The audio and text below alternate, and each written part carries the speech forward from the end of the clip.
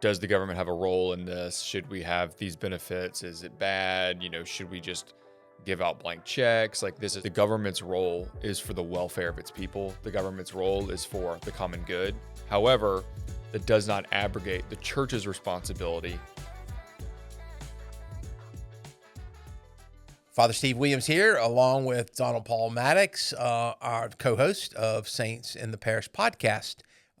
Today, we have a subject, and this kind of teeters on politics just a little bit. And again, we try really hard to avoid politics here. I make every effort to avoid any politics, in my sermons at Mass. I just don't want to get into politics. Unfortunately, it just seems like everybody wants to drag you right into politics. Everything, where are you? Where are you? And I'll be honest with you. I care about humanity. I care about my neighbors. I care about my faith. I care about my God. Those are the things that I really care about as it pertains to politics. Okay, fine. I realize that has an impact on it. But we're talking today about helping less fortunate, helping the needy, helping the poor. I mean, however you want to qualify, and I don't even want to say a group of people, because these are our brothers and sisters. So we don't want to just call them a group of people, but there are people out there today because of the government shutdown that happened for so many days, that they were not able to get their I used to call them food stamps. I know today they're called EBT. SNAP and EBT, SNAP, and they have all kind of, terminology for them. So the people are dependent upon the government for much of their food. Now, I certainly love those programs, and don't get me wrong, those programs are needed because we don't want anyone to starve. We don't want anyone to go without. But here's the challenge, and this challenge affects our spirituality, and it affects our faith. Okay, and I remember talking about this 20 years ago. I remember someone asked me to give a talk on social justice, and I chose this particular topic to talk about 20 years ago. So 20 years ago, or maybe a little longer, you had to get food stamps, and you would be able to take them to the store, and the store would only sell you certain products, that you could use to pay with these food stamps from the government. And I remember standing in the back of the line watching someone spend these food stamps, on bread and cheese. And then they would, use their food stamps to pay for that. And then they would get their cigarettes and buy all the other stuff that food stamps didn't cover and pay cash with that. And I was like, well, wait a second, hold it. You know what I mean? Like, let's make sure that what we're receiving is used wisely. Okay, so this is a two-part idea that I have. Okay, it's two parts. It's the part of you giving to help another, and it's the part of another using what they've received from you wisely. Okay, two very important parts. Okay, so if someone gives me a gift, then I should use it with the intention that they gave the gift to me to use it for it. Okay, so I don't want to give the person who asked me for some money to eat because they don't have any food, and then as soon as I walk away, then they use that money to buy alcohol, unhealthy. Okay, so in a lot of ways, then I'm participating in their unhealthiness. So I want to make sure that they're afforded the opportunity for healthiness if I'm going to give them some food. So it's about how do they use what they've been given. Now, okay, we can talk about formation, and we talk about that a lot on this podcast, how important it is to be properly formed. Many of these people are not properly formed, and so therefore they don't know how to use it. And so we have to help them. And yes, Father, they're 27 years old. Sorry to say that. There are people in their 20s and 30s that have not been properly formed, and we need to help them understand. And to this day, we do that. Like we help people that that just simply cannot afford to pay their rent, or afford to pay their power bill, afford to eat. We help them, but we say to them, why? Why are you 35 and have a family of 4 and you can't figure out how to do this? Is it your skill set? Can we help you get better skills? So that is it laziness because you don't want to get up and go to work and take a job that maybe you, because you don't want that job, you have to work outdoors and you won't work indoors. I mean, there's a lot of responsibility that the person thrust upon, to make sure that they use what they've been given wisely. At the same time, there are people out there in the world that don't have the ability, that just, they need our help and they need our assistance. And that's, and we go back to the corporate works of mercy, I mean, feed the poor, clothe those that need to be clothed. I mean, shelter. I mean, we go back to, listen, that is important for us to do that. I always think about the image of we are Christ's hands and feet and helping others. So that's important. About 50 years ago, maybe a little more, maybe a little less, everyone started relying on the government. They said, well, okay, we don't really have to have a food bank anymore. We don't have to have, we don't really need a St. Vincent de Paul Society in our parish. And we can just let them go get it from, the government.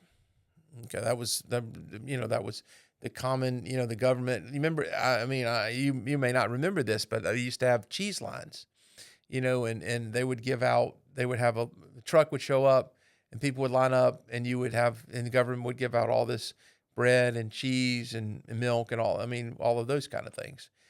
And although that's important, sadly enough, it was easily politicized. You know what I mean? It became kind of a political. And the simple reality is our families should be helping those people in our families that need help. Our church should be helping those people in our church that need help and assistance. I mean, we should be. And then we broaden that a little bit and we go, it doesn't matter whether you're Catholic or not. If you have nothing to eat and no clothes and no shelter, then we want to help you.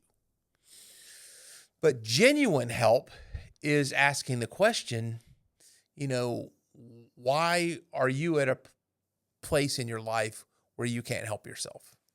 Okay, fine. If it's because of some mental illness or physical illness, fine. Then we want to do everything we can to help you without any strings attached. But we do owe it to ourselves with our resources to make sure that they are well spent. I mean, how many of you right now want to contribute to a charity and you do your research and you think and you see, well, how does this charity use my money? How much of this charity goes to pay the CEO of the charity salary? How much of this actually gets into the hands of the people that really need it?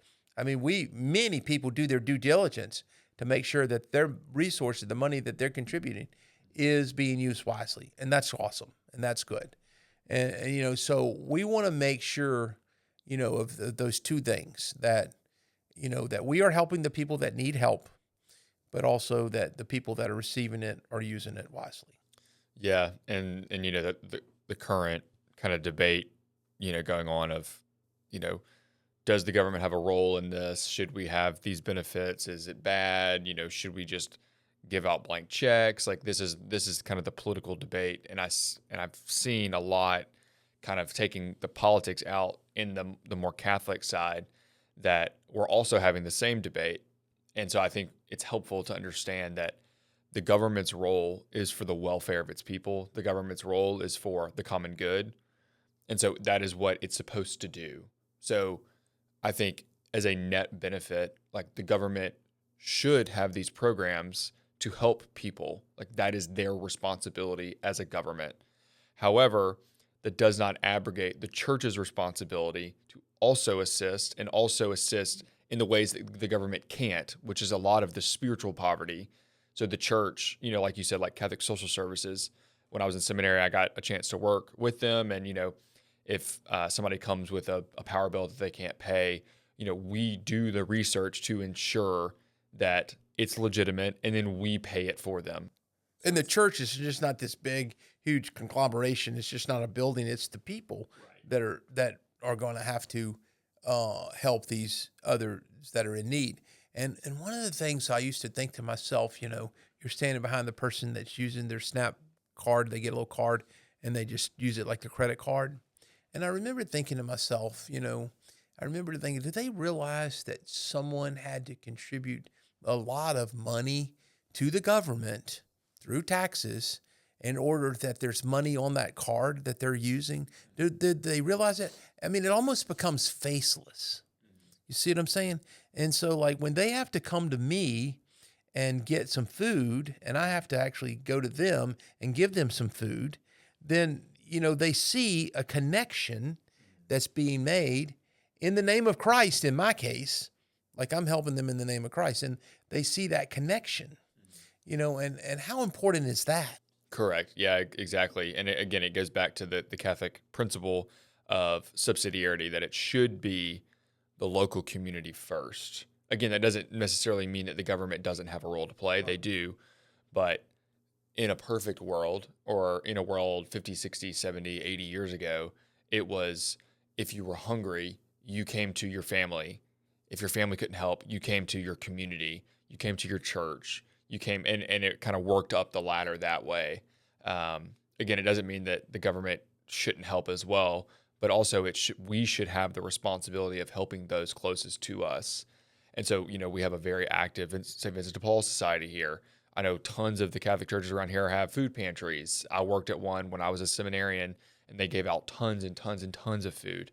And it was, again, it's that direct, like, from my hand, I'm giving it to you, person A, and you're saying thank you, and I'm saying you're welcome. Like, there's a very human connection to that. They come every week. You get a relationship with them, and that's wonderful. And I think that's the way it should be. So when the church advocates for, the preferential option for the poor, for taking care of those who are less fortunate, I think that's the idea. And then the government is basically there as the safety net for when those things fall through. But I think we invert that and we say, we don't have a responsibility because the government's going to do it for us. And that's not the way it should be. They should be there as the last resort, or it should be they're there in time of need. Yeah, more catastrophic need. Correct. So if the community for some reason can't fulfill that duty in this time, the government steps in and says, okay, well then we're going to help you this month. So I think that's a healthier way to look at it, and I think that's a very Catholic way to look at it. Not the government just getting rid of its benefits, because the government has a responsibility for that, and the church especially stepping up, local communities stepping up, families stepping up to help. And I think that's in Pope Leo's new exhortation, Dilexi Te, of love for the poor. That's the same type of thing he's advocating as far as the love of the poor, the mission to serve the poor is the heart of the church. Like, that's what we're doing. Christ was poor. He was born in a manger, no room in the inn. He became poor, one of us. And he closely advocated himself to the poor. And so when we see someone in poverty, we should see Christ in them. But again, if it's a faceless person, then they don't see Christ in me, and I don't see Christ in them. Even Christ at the very end, Father, if this cup passed me by, he understood the spiritual poor in the world that have these challenges of, of suffering from cancer, suffering from some terminal illness that they have. I mean, he can relate himself to that too, by his doing the will of the Father. Yeah, and again, I just did a class on this at the Parish on the exhortation, but I brought up the story in Acts where Peter's walking out of the temple, and there's beggars that are begging, and he's like, I don't have anything, but what I do have, I give to you. Like, be healed, like, in the name of Jesus. Like, that's what he was able to give them, because that was their need. And I think for the church, it's a material poverty, spiritual poverty, economic poverty. The church is supposed to do that. That's what her role is. and the government is there as the safety net, not as the first resort. And so I think, as the government shut down and as we're having these problems, I think it is a providential moment for the church to say, this is our mission, this is our duty. Like, let us step up and let us advocate for those that are hurting and suffering, and not, let's not cast that all on the government, because that shouldn't be their sole responsibility. But I think we have inadvertently made that their sole responsibility. Well, as we enter into Thanksgiving, or as we enter into November, it's a Thanksgiving time of the year, and so we can let's just make sure that we are a people of Thanksgiving, a Eucharistic people, a people that are appreciative of what we do have. Let's pray for our government representatives that they can do the best work they can together, working together. Let's say a prayer for them and ask our blessings upon all of us as we enjoy November and this time of Thanksgiving. Is just remember those people that are poor and that will have very little to eat. Yep. Again, if you haven't subscribed, please do so. It's free. It doesn't cost you anything. Just look down. If you're not subscribed, please subscribe. If you're listening on the apps, rate us, review, share it with some friends, and together we can grow in holiness and help each other to grow in sanctity as we get closer to Christmas. God bless you.